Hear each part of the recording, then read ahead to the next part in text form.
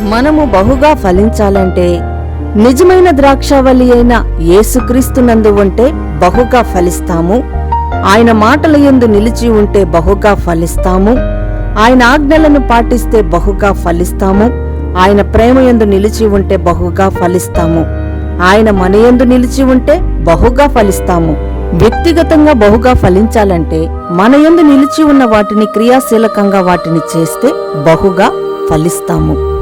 ఆయన యందు భయభక్తులు కలిగి ఉంటే వ్యక్తిగతంగాను మరియు కుటుంబ సభ్యులు బహుగా ఫలిస్తారు. దేవుని కృపయైన యేసుక్రీస్తు సత్య సువార్తను విని గ్రహించిన వారు నాటి నుంచి బహుగా ఫలిస్తారు. సంఘము ఫలిస్తుంది మరియు సమాజమును ఫలించడంతో సత్య సువార్త సర్వలోకానికి వ్యాప్తి చెందుతుంది.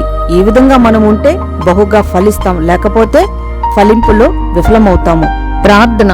తండ్రి, మేము బహుగా ఫలించే భాగ్యాన్ని మాకిమ్మని నీ నామం పేరటే మనవుని వేడుతున్నాం తండ్రి. ఆమేన్.